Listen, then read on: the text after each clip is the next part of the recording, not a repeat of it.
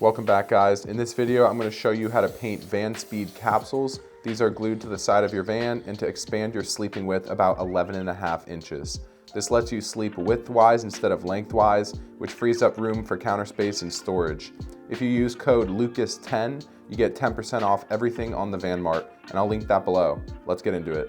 So this is the Vanspeed capsule. I have one for each side. This is the passenger side. This is what I use to add an extension on the rear panel right here, which is where I put my Happy Jack bed lift. And this is so I can increase my sleeping width by about 9 inches. We'll do an official measurement from what you get at stock if you were to put a window here versus if you were to add these capsules. This is ideal for sleeping side to side, whether that be a fixed bed in the rear and you want that garage below, or in my case, I do the Happy Jack bed lift, which stops and I get about 6'9" by 54 inches wide on my bed. I opted to have a CRL slider window right here, so that's what this hole is. And the cool part about the Vanspeed capsules is they ship them to you pre-primed. So this is just primer, you can see. So it's pre-primed, ready to go, whether you're gonna paint it or Raptor line it. In my case, I'm gonna be using Raptor liner. And then on top of that Raptor liner, I'm gonna spray it with an automotive black paint. I have always been using the Vanspeed capsules just because of the sleek design. I'll show you here. It just works with the factory lines so much better. Like this angle right here, for example, that runs down. I really like that look. Some of the other ones, they have a bubble look, and I'm not a fan of that. This is super sleek, modern, and high-end. Briefly, I will show you what this is gonna look like and where it's gonna go. So again, this is the 170. They make these for the 144, but that just sits perfectly in there. And you can see how well it fits the factory lines and curves. So here's the materials that we're gonna use. Vanspeed ships you this box. This is Sikaflex P2G. This is standard and what I use for all my windows. It's basically just urethane, primerless to glass. This is what you stick a windshield with. Some other materials we're gonna be using is an air compressor. I have this set to 50 PSI. Anywhere between 40 to 50 is good when spraying Raptor liner. Right here is the box for the Raptor liner. I just picked this up at O'Reilly Auto Parts. It was about $150. This spray gun right here came with a Raptor liner box that I bought on Amazon with the black Raptor liner, and I'll link that below. But I have made the mistake of buying a Raptor liner box like this, and it was not tinted to black. It was just meant to be tinted to whatever color you wanted. So I haven't used those, and I had to rebuy some black Raptor liner. So make sure it says black on the box. You need lacquer thinner to clean your gun when you're done using it. I have acetone right here. We're gonna take a microfiber cloth and some acetone, and we're gonna clean off the surface right here on the capsule. Just my fingerprints alone right here can add grease, and the acetone is intended to take that off and strip back any grease or debris. All right, so first order of business is to scuff up this primer.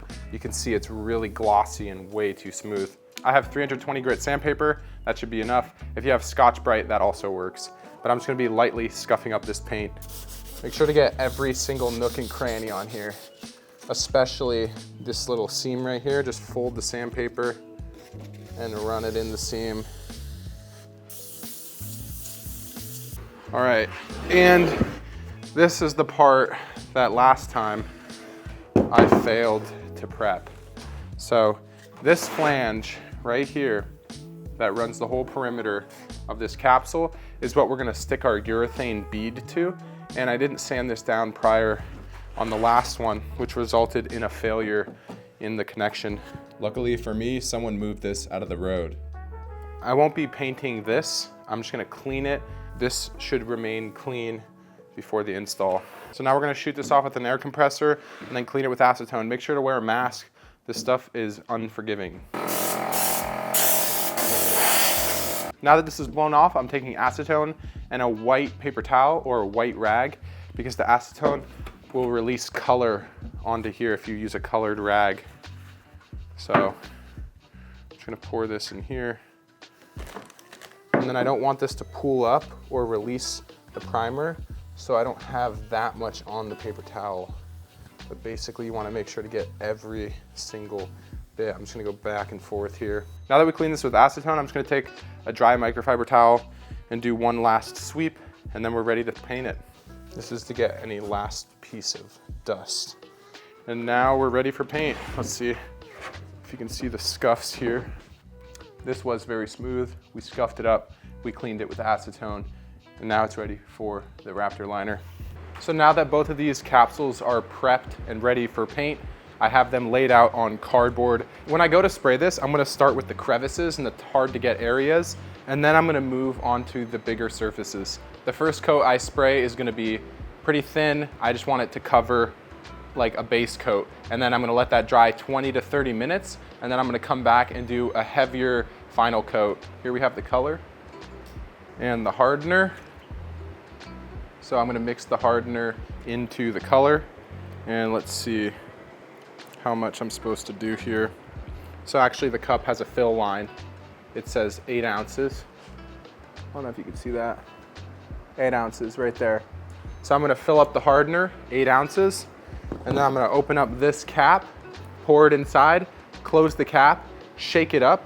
So I'm gonna be shaking this for 2 minutes, and then I'm gonna put the gun in and shoot this. My air compressor is set to 50 PSI. The range you wanna be in is 40 to 60, and I'll be shooting about 18 to 24 inches away from the surface. I also have this mask that you definitely need to wear. Particulate filters on the outside, and then the mask itself is the 3M6001. Glasses and some latex gloves. So here I have the hardener. We're pouring 8 ounces right up to the fill line. Another tip you're gonna wanna do is I closed my main bay door, and there's a crack open at the bottom about this big, and I have a box fan with a filter on it. So I have air circulating through, but there's not enough wind for dust to come through that door. I don't want any dust getting in here. Don't throw the cap away. We're gonna be reclosing this to shake it for 2 minutes. So hardener goes in, and now I'm shaking for 2 minutes. All right, we have it all shooken up. Now I'm gonna take this cap off, and we're screwing it in to the gun. And now I'm gonna do a test spritz on some cardboard before I officially shoot this. When you pull the trigger, you do not wanna be on the surface. You wanna be on the side of it, and then you don't wanna let go until you're past over here again, because you don't wanna stop at any point on this surface. So as you can see here, I'm starting on the edges. I just wanna get in all the tighter areas before moving on to the bigger surface area. And this ensures even coating, as if I spray too much in one area, it will leave a sheen, and you'll see that gloss in the light. The second capsule is bigger and a lot easier to paint for me. And here you can see I'm reaching over, and I like to avoid doing this, but again, this is the first coat. That was way quicker than I remember. I got the first coat on both of these. I had to crank up the PSI for this particular air compressor. For some reason, it just wasn't pumping enough. Here you can see the capsules. And I started on the lower end right here. So you can see I started on this lower flange right here, and that's what I went around and shot first. And then I made my way up into here, made sure to shoot down into that crevice. A window is gonna sit in here, and there's gonna be a seal that compresses. So I don't wanna get too much texture in there. So I make sure to go pretty fast, and we'll let the final paint coat cover that color in there. As you can see, it's a little uneven, and that might be my fault, but either way, that's again why we're gonna do a finish coat of automotive paint. I'm gonna try to even all this out in the second coat. All right guys, this is one part I almost forgot about, and I'm happy I got it in time. So while we're waiting for the other ones to dry, it's important to get rid of this canister. We used almost all of it, not quite, but it doesn't matter because it's gonna be too hard to use by the time we're ready for the second coat. So we're taking the gun out, and I'm gonna wipe away as much as I can. And then I'm gonna start shooting lacquer thinner through the gun so that we can clean this up and get it ready for the next shoot. But again, it's very important to clean this. This will harden in here in a matter of minutes. Here I have a cup and lacquer thinner, and I'm gonna be pouring the lacquer thinner into this cup. So I got a good amount of lacquer in here. And now what I'm gonna do is I'm gonna take this post, put it in the lacquer, and then shoot it along the edge of this bucket here. So you can see, whew, I need to get a mask on. So I got a mask on and we're just shooting it in.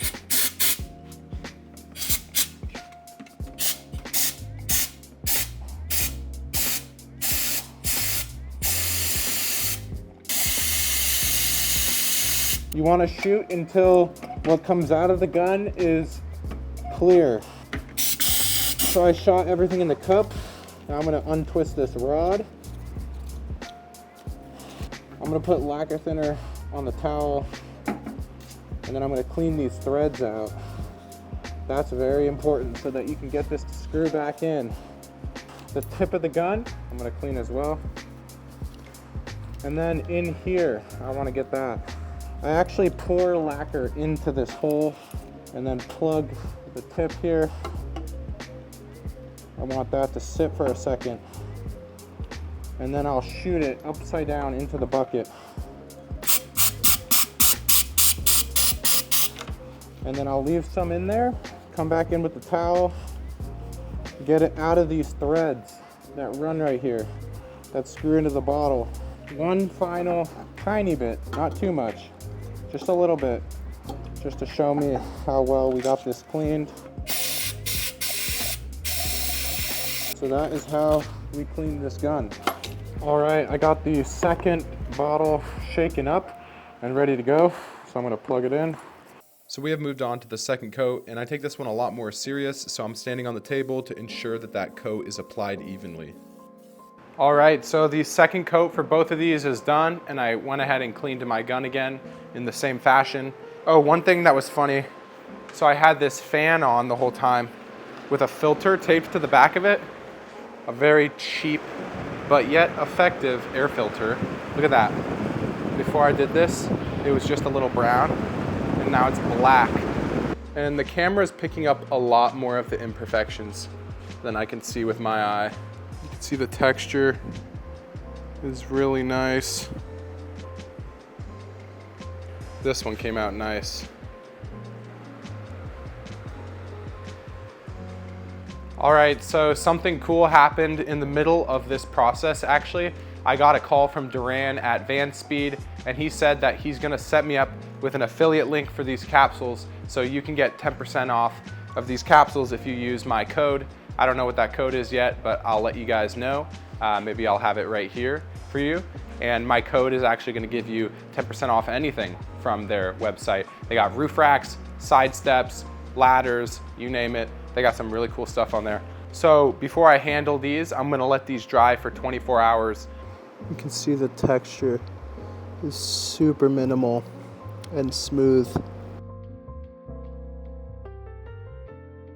All right, so I've let these sit for 24 hours, and I went ahead and bought some automotive matte black paint, and I picked up this spray gun from Rogue Vans. They're letting me borrow it. The point here is to get rid of any inconsistencies with the sheen that came off from the Raptor liner. And then after this, we're using a 2-part clear coat that's also matte, and I'll show you guys that. So I have this, it's called 2K Clear Matte, and it's a 2-part clear matte finish, and there's a tab on the bottom that you puncture.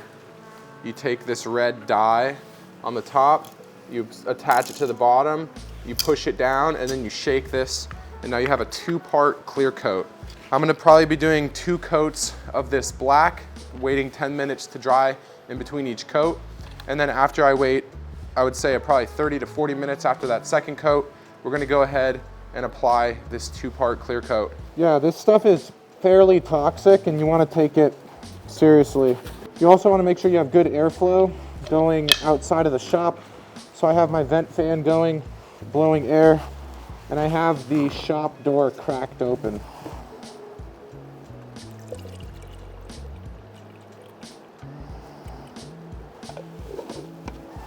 All right guys, I did some testing. I didn't show that though. This is all set up. I'm adjusting the fan with this knob right here and the amount of pressure and airflow, but it seems to be good and we're gonna jump into it. This paint went on really easily and I ended up doing 2 coats, waiting about 10 minutes between each one. And as you can see, my gun is sitting level across the whole shot, and this ensures the most even coating. So that is all for the second coat. I'm gonna let this dry and we're gonna take a look and see if we got rid of the sheen. As you can see here, the finish is consistent all the way through. There's no shine. The automotive matte black is dry, and now it's on to this 2-part clear matte top coat, and this is gonna ensure proper durability for the paint that I just put on. It's up to you whether you wanna do anything else after the Raptor liner, and if you were to just do Raptor liner, you wouldn't even necessarily need this clear coat. I spent about an extra $120 when considering getting all this PPE paint clear coat just to get this matte black finish on top, so maybe that's not for everyone. Right now I'm gonna push this down. I don't really know what this is gonna sound like, if anything.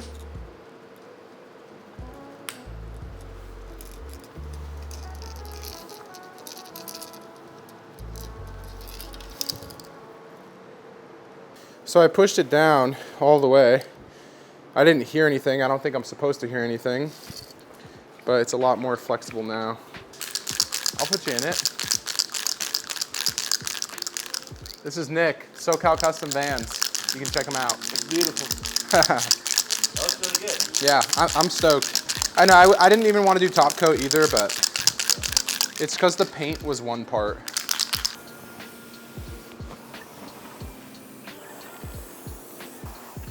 I'm getting the perimeters first. I got 2 coats of that clear coat on here, and that's gonna be it for this video. In this video, I showed you how to prep and paint these bump outs, which we're gonna be adding to the side of the van to increase our sleeping space. I chose to do Raptor liner because of the durability. I have painted these before, and if you go down a dirt road and hit a tree branch or any brush, it ends up scratching that paint.